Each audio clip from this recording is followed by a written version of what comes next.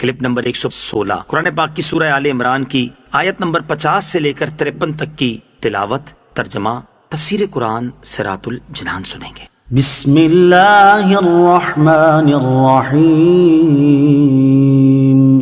ترجمہ، اللہ کے نام سے شروع جو نہایت مہربان رحمت والا ہے۔ وَمُصَدِّقًا لِمَا بَيْنَ يَدَيَّ مِنَ التَّوْرَاةِ وَلِأُحِلَّ لَكُمْ بَعْضَ الَّذِي حُرِّمَ عَلَيْكُمْ وَجِئْتُكُمْ بِآيَةٍ مِّن رَّبِّكُمْ فَاتَّقُوا اللَّهَ وَأَطِيعُونِ۔ ترجمہ، اور مجھ سے پہلے جو توریت کتاب ہے اس کی تصدیق کرنے والا بن کر آیا ہوں، اور اس لیے کہ تمہارے لیے کچھ وہ چیزیں حلال کر دوں جو تم پر حرام کی گئی تھی، اور میں تمہارے پاس تمہارے رب کی طرف سے نشانی لے کر آیا ہوں، تو اللہ سے ڈرو اور میری اطاعت کرو۔ وَمُصَدِّقًا، اور تصدیق کرنے والا۔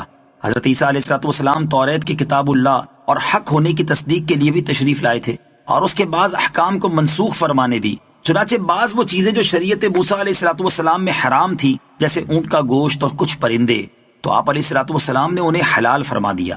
آیت سے معلوم ہوا کہ انبیاء کرام علیہ السلام اذن خداوندی سے حلال و حرام فرمانے کے مختار ہیں، کیونکہ آپ علیہ السلام نے فرمایا کہ میں حلال کرتا ہوں۔ حلال و حرام کرنے کی نسبت انبیاء کرام علیہ السلام کی طرف اور بھی کئی جگہوں پر کی گئی ہے۔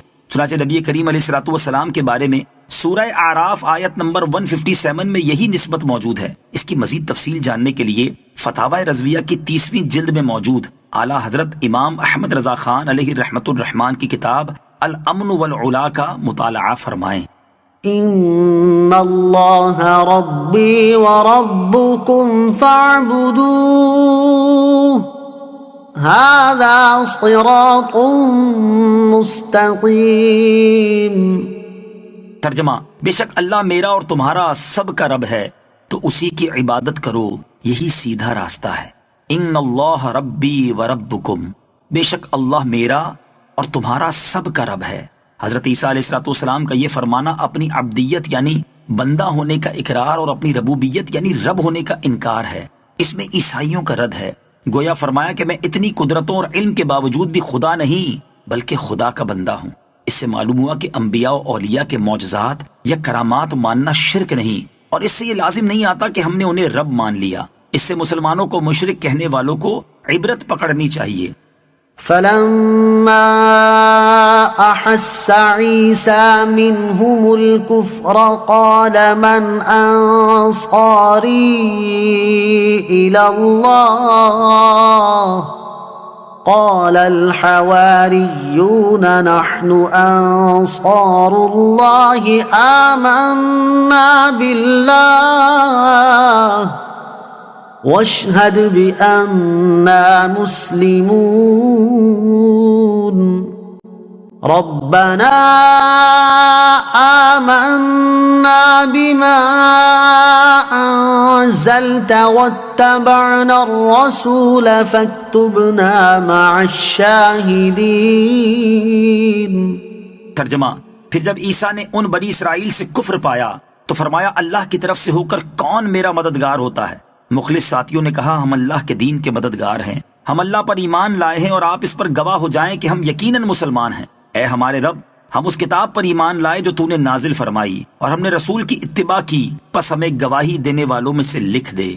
فلما احس عیسیٰ منہم الکفر، پھر جب عیسیٰ نے ان سے کفر پایا، یعنی جب حضرت عیسیٰ علیہ السلام نے دیکھا کہ یہودی اپنے کفر پر قائم ہیں اور آپ علیہ السلام کے قتل کا ارادہ رکھتے ہیں، اور اتنی روشن آیات اور معجزات سے بھی ان پر کوئی اثر نہیں ہوا، اور اس کا سبب یہ تھا کہ انہوں نے پہچان لیا تھا کہ آپ علیہ السلام ہی وہ مسیح ہیں جن کی توریت میں بشارت دی گئی ہے، اور آپ علیہ السلام ان کے دین کو منسوخ کریں گے۔ تو جب حضرت عیسیٰ علیہ السلام نے دعوت کا اظہار فرمایا تو یہ ان پر بہت شاق گزرا، اور وہ آپ علیہ السلام کے ایذا اور قتل کے درپے ہوئے، اور انہوں نے آپ علیہ السلام کے ساتھ کفر کیا۔ آپ علیہ السلام نے اس وقت فرمایا کہ کون ہے جو اللہ عز و جل کی طرف ہو کر میرا مددگار بنے؟ اس پر حواریوں نے آپ کی مدد کا وعدہ کیا۔ حواری وہ مخلصین ہیں جو حضرت عیسیٰ علیہ السلام کے دین کے مددگار تھے اور آپ پر اول ایمان لائے۔ یہ 12 اشخاص تھے۔ اس سے معلوم ہوا کہ بوقت مصیبت اللہ عز و جل کے بندوں سے مدد مانگنا سنت پیغمبر ہے۔ حواریوں نے کہا ہم ایمان لائے، اور پھر کہا آپ علیہ الصلوۃ والسلام ہمارے مسلمان ہونے پر گواہ بن جائیں۔ اس سے معلوم ہوا کہ ایمان و اسلام ایک ہی ہیں، اور یہ بھی معلوم ہوتا ہے کہ پہلے انبیاء علیہ الصلوۃ والسلام کا دین اسلام تھا، یہودیت و نصرانیت نہیں۔ اسی لیے ایمان لانے والوں نے اپنے آپ کو مسلمان کہا، عیسائی نہیں۔